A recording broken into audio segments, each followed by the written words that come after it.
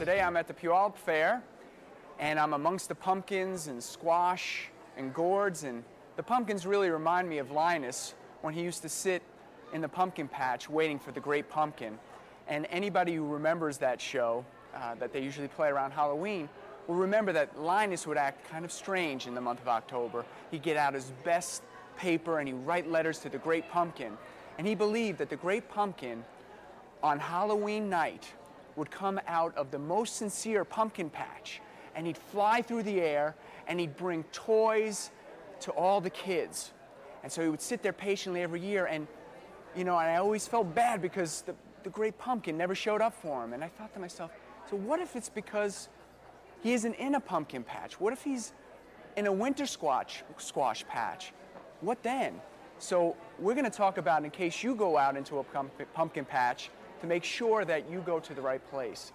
Now you can see behind me there's all these great pumpkins and gourds, and it's just amazing the number and variety. Now, pumpkins and gourds have been grown by people of the Americas for centuries, 8,000 years at least, and so there's a great variety of them.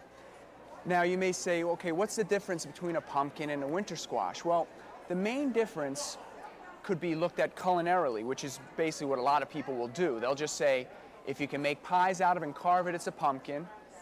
If you can bake it and make pies out of it, it's usually a winter squash. Or if you just look at it or you make a tool out of it, it's a gourd. But we're particularly interested in knowing the difference between a squash and a winter squash and a pumpkin. Now, the family that all these belong to is Cucurbitaceae, and the genus is Cucurbita. And within that, you have Cucurbita pepo, which most of the pumpkins belong to, as well as summer squash and some of the winter squash. You also have Moscata, which is the turban type, which I'll show you in a second, and then you have the Maxima, which is most often confused with pumpkins, and a lot of people will use them because they get very big, and when you're entering a pumpkin contest, you might use that to win. So we're going to show you how to tell the difference. Now we're going to look down. Right here I have a pumpkin. Now botanically, this pumpkin is Cucurbita pepo, and the main way to tell the difference between a pumpkin and a winter squash is in the stem.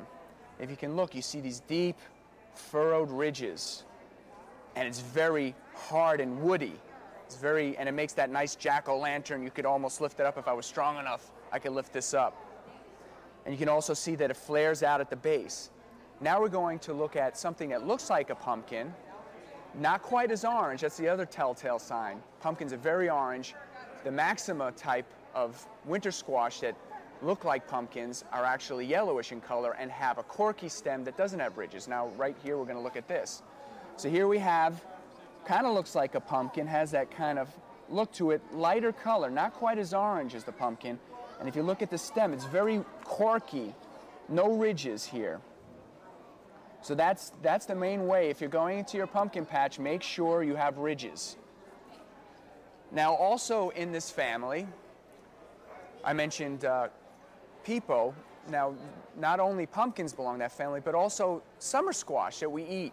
Now the way we distinguish summer squash is that we eat them while they are actually small and tender, before they get big and the rinds get very thick and hard like the winter squash and pumpkins. Right behind me I have some of these, and these are some of the competitions. Now, if you've ever forgotten a zucchini or a summer squash, this is what you get, a giant bat. You can see how big they get and just how thick and hard the rind is. You can hear that sounds, and if you listen to the pumpkin over here, a little more hollow because it's more hollow, but you can see the thickness of the rind from the sound of it. So now, there you have it. So if you make it out to the Puyallup Fair, I hope you got to see the pumpkins and the gourds, but if not, now you know where to go to see the great pumpkin. Until next time, live long and garden.